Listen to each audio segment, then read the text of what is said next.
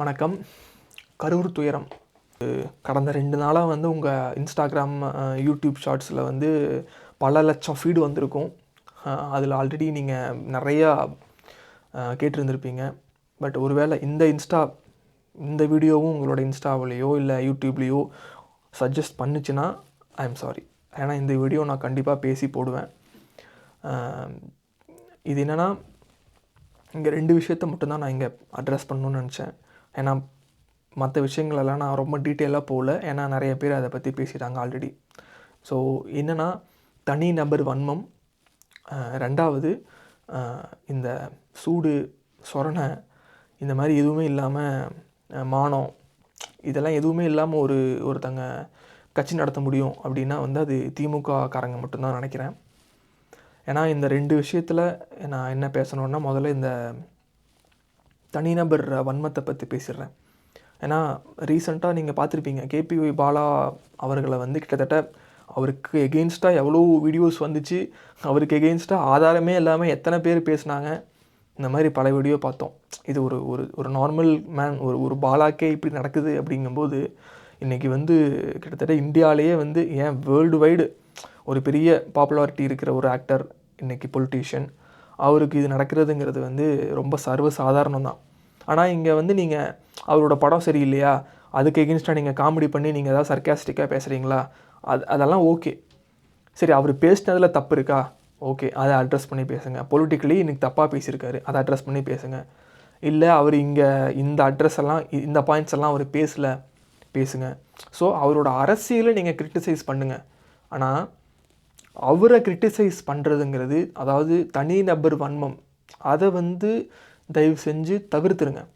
ஏன்னா இன்றைக்கி நான் 2வதாக ஒரு பாயிண்ட் சொன்னேன்ல, இந்த மானம், ஈனம், வெக்கம், மானம், சூடு, சொரணை, இது எதுவுமே இல்லாமல் சில பேர் கட்சி நடத்துவாங்க, அந்த கட்சிக்கு வந்து திராவிட முன்னேற்ற கழகம்னு பேர் இருக்கும் அப்படிங்கிறதெல்லாம் வந்து அந்த கட்சிக்காரங்களுக்கு அது பழகிருச்சு. ஏன்னா வந்து ரொம்ப குறை சொல்லி பார்த்தாங்க, என்னென்னமோ பச்சையாக கொச்சையாக அவரை வந்து வேறு என்னெல்லாம் பேச முடியுமோ எல்லாமே பேசிட்டாங்க. சரிங்களா? அது ஏன்னா அவங்களுக்கு அது பழகி போச்சு, அதிலேயே இருந்து ஊறி. ஏன்னா மக்களுக்கு வந்து நல்லது மட்டுமே யோசிச்சுட்டு இருக்கணும் அப்படிங்கிறதெல்லாம் அந்த கட்சியில் இருக்க யாருக்குமே இல்லைங்க. ஏன்னா அந்த கட்சியில் இருக்க எல்லாத்துக்குமே கொள்ளை எப்படி அடிக்கலாம், எப்படி வந்து நம்ம ஊழல் பண்ணலாம் அப்படிங்கிற மாதிரி, இன்னொருத்தனுக்கு வந்து இதை வந்து இன்னொருத்தன் வளர விடக்கூடாது, நம்ம தான் இங்கே எல்லாமே, நம்ம குடும்பம்தான், நான் இருந்தேன், என் அப்பா இருந்தான், என் மகன் எனக்கு இருக்கான், நாளைக்கு என் பேரன் வருவான் அப்படின்னு சொல்லிட்டு அவங்க வந்து ஃபுல்லாக அவங்க மைண்ட் செட்டே அப்படி தான் இருக்கும். ஸோ அதனால் அதை ஃபாலோ பண்ணுற, இல்லை அதுக்கு ஆதரவாக இருக்கிற சில கட்சிக்காரங்களும் அப்படி தான் இருப்பாங்க அவங்களுக்கு. ஏன்னா நான் சொன்ன மாதிரி வந்து இந்த வேமா சூசுங்கிறது அந்த கட்சிக்காரங்களுக்கே கிடையாது. சரிங்களா? அவங்களுக்கெல்லாம் வந்து அவங்க பொண்டாட்டி இன்னொருத்தவங்க கூட வந்து அனுப்பி வச்சா கூட தாராளமாக வந்து சரியும்பாங்க. ஏன்னா திமுக காரங்களுக்கு வந்து அது ரொம்ப பழகிருச்சு. ஸோ அது நம்ம வந்து அந்த கட்சிக்காரங்களை நம்ம வந்து போய் அவங்கள மாற்றி அவங்கள வந்து திருத்தி அப்படிலாம் கொண்டு வர முடியாது. ஸோ அந்த கூட்டத்தை விட்டுருங்க. ஆனால் அந்த கூட்டம் பண்ணுற சில பொய்யான பரப்புரை இருக்குது பார்த்தீங்களா, பொய்யான தகவல்கள், அது எல்லாமே இன்றைக்கி அவங்களுக்கு இருக்கிற காசுக்கு இந்த நடிகைகள் இருக்காங்கள்ல, அவங்களெல்லாம் வச்சு பேச வைப்பாங்க. எந்த இஷ்யூக்குமே குரல் கொடுக்காம 4 வருஷம் வாயை மட்டும் மூடிட்டு இருந்த சத்யராஜ் ஆகட்டும், அதுக்கப்புறமா இந்த நம்ம ரஜினி இருக்காரே, ஐயோ அப்பா சூப்பர் ஸ்டார், அவர் வந்து எந்த விஷயத்துக்குமே குரல் கொடுக்க மாட்டார். ஆனால் வந்து இந்த தூத்துக்குடியில் ஒரு பிரச்சனை, மக்களுக்கு பிரச்சனை அப்படின்னு சொல்லி மக்களே களத்தில் இறங்கி போராடிட்டு இருக்கும்போது அவங்கள சுட்டு போடுவாங்க. ஆனால் இவர் அப்போ வந்து மக்கள் எதுக்கு எடுத்தாலும் போராட்டம்னா இப்படி தான் நடக்கும் அப்படின்னு சொல்லுவார். அதே மாதிரி இங்கே வந்து இப்போ இந்த 39 பேர் 41 பேர் இறந்ததுக்கு உடனே வந்து அடுத்த நிமிஷம் ட்வீட்டு. ஆனால் இதுக்கு முன்னாடி மக்கள் இறந்தாங்களே, கஸ்டோடியல் டெத் நடந்துச்சு, இல்லை இதுக்கு முன்னாடி வந்து ஒரு ஆணவ கொலை நடந்திருக்கு, இந்த மாதிரி பல சொல்லிகிட்டே போகலாம். ஏன் நம்ம அண்ணா யூனிவர்சிட்டியில் கூட தான் வந்து ஒரு கற்பழிப்பு நடந்துச்சு அப்படிங்கிற மாதிரி பல இஷ்யூ இருக்குது நம்ம தமிழ்நாட்டில் பேசுகிறதுக்கு. ஆனால் அது எதுக்குமே வந்து இந்த சினிமா ஸ்டார்ஸ் வந்து குரல் கொடுக்கவே மாட்டாங்க. அவங்கள பொறுத்தளவுக்கு அவங்க படம் ஓடணும், அதுக்கு காசு கிடைக்கணும் அப்படின்னு சொல்லிட்டு வந்து அவங்க ஒரு பக்கம் கூட்டம் திரியுவாங்க. சரிங்களா? ஸோ அதனால் அவங்களுக்கும் நம்ம வந்து மாற்ற முடியாது. ஏன்னா அதெல்லாம் கூலிக்கு மாரடிக்கிற கூட்டம் தான்.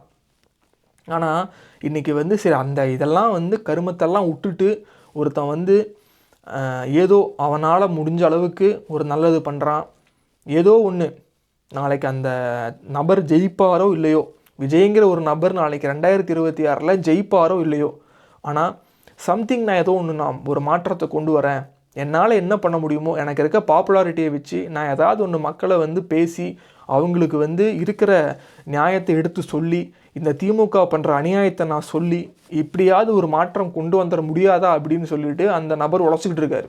ஆனால் அவரை வந்து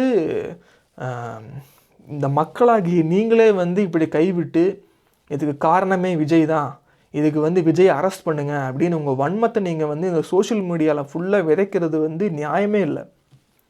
அதனால் இன்றைக்கி வந்து ஏன் விஜய் 2 நாளைக்கு அப்புறம் வந்து வீடியோ அப்லோடு பண்ணுறாரு, எதுக்காக கரூரில் வந்து மக்கள் இறந்துக்கிட்டு இருக்கும்போதே அவர் ஏன் ஃப்ளைட்டில் போகிறாரு அப்படின்னு சொல்லிட்டு பல பேர் பேசி தெரியானுங்க. அதுவும் இந்த குறிப்பாக மாரிதாஸ் ஆன்சர்னு சொல்லி ஒரு யூடியூப் சேனல் இருக்குது, அந்த மாதிரி பல சேனல் இருக்குது. இன்னும் குறிப்பாக சொல்ல போனால் இந்த சாணக்கியா அப்படின்னு சொல்லிட்டு இந்த ரங்கராஜ் பாண்டே வந்து பெரிய புடுங்கி மாதிரி வந்து உட்காந்து பேசிக்கிட்டு இருக்கான் ஒரு பக்கம். அந்த மாதிரி பல பேர் வந்து இன்றைக்கி அவர் வந்து தப்பிச்சு ஓடிட்டார் அப்படின்னு சொல்லிட்டு அந்த பாலிமர் நியூஸு, புதிய தலைமுறை, தந்தி, சன் நியூஸு, கலைஞர் சேனல் செய்திகள்னு சொல்லிட்டு எல்லா சேனல்லையும், யூடியூப் சேனலும் சரி, இந்த டிவி சேனல்ஸும் சேட்டலைட் சேனல்ஸும் சரி, எல்லாருமே வந்து எகென்ஸ்டாக போடுவான். ஏன்னா எவனுக்குமே திராணி இல்லை.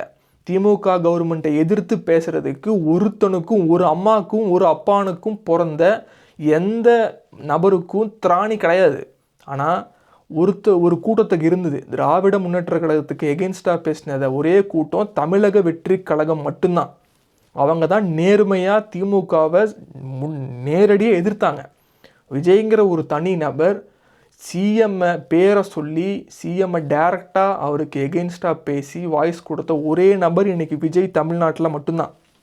ஆனால் நீங்கள் வந்து அவரை இன்றைக்கி விட்டு அவருக்கு எகென்ஸ்டாக ஒரு கூட்டத்தை வச்சு அவன் ஏதோ ஒன்று பேசுகிறான்னா நீங்களும் கூட சேர்ந்துக்கிட்டு அவருக்கு எகென்ஸ்டாக என்னென்னலாம் பேச முடியுமோ உங்கள் வன்மத்தை பேசுகிறீங்க பார்த்தீங்களா? அது வந்து எங்கே அதாவது இந்த முதல்வன் படத்தில் மணிவண்ணன் சொல்லுவார், இந்த நாடும் நாட்டு மக்களும் நாசமாய் போகட்டும் அப்படின்னு சொல்லி ஒரு டைலாக் பேசுவார். அது ரொம்ப ஆப்டாக இருக்க மாட்டிருக்கு. ஏன்னா ஒரு ஏதோ ஒன்று பண்ணி ஏதோ ஒரு மாற்றத்தை கொண்டு வந்துட மாட்டோமா அப்படின்னு சொல்லிட்டு ஒரு மனுஷன் கஷ்டப்பட்டுக்கிட்டு இருக்கான். அவனை என்னெல்லாம் கஷ்டப்படுத்த முடியுமோ அதுக்கு நீங்களே இதை பண்ணும்போது தான் ரொம்ப மனசுக்கு வேதனையாக இருக்குது. ஸோ இந்த பிரச்சனை இன்றைக்கி அவர் வீடியோ போட்டிருக்காரு விஜய். என்னென்னா இதை வந்து முடிஞ்சளவுக்கு நீங்கள் கட்சிக்காரங்களையோ இல்லை என்னோடய தொண்டர்களை வந்து எதுவும் பண்ணாதீங்க. என் மேலே உங்களுக்கு காண்ட் இருந்ததுன்னா என் மேலே நீங்கள் வந்து ஆக்ஷன் எடுங்க. நான் ஆஃபீஸ்லேயும் வீட்லேயும் தான் மாறி இருப்பேன். ஸோ அதனால் அப்படின்னு சொல்லிட்டு அவர் வீடியோ போட்டிருக்காரு. ஸோ அப்படிங்கும்போது அந்த மனுஷன் எல்லாத்துக்கும் தயாராக தான் இருக்கார், சரிங்களா? அதனால் வந்து மக்களுக்கு நல்லது பண்ணணும் அப்படின்னு நினைக்கிற ஒரு மனுஷனை தயவு செஞ்சு நீங்கள் விட்டுறாதீங்க. அதனால் 2026 எலெக்ஷனில் தயவு செஞ்சு சொல்கிறேன், நீங்கள் எந்த கட்சிக்கு ஓட்டு போடுறீங்களோ எனக்கு தெரியாது. ஆனால் திராவிட முன்னேற்ற கழகத்துக்கும் அதோட கூட்டணியில் இருக்க எந்த கட்சிக்கும் தயவு செஞ்சு வாக்களிச்சிடாதீங்க. அவ்வளோதான். இது வந்து நம்மளுக்கு இந்த செப்டம்பர் 27, 2025 ஒரு பெரிய கருப்பு தினமாக கரூர் மாவட்டத்துக்கு மட்டும் இல்லை, தமிழ்நாட்டுக்கே ஒரு பெரிய கருப்பு தினமாக இருக்கணும். அப்படி கருப்பு தினம்தான். ஸோ இதை வந்து நம்ம எந்த சூழ்நிலையிலும் இதில் மறந்துடக்கூடாது. நம்ம சகோதர சகோதரிகள் 41 பேர் இறந்துருக்காங்க. அவங்களுக்கான நீதி 2026 கண்டிப்பாக கிடைக்கணும்.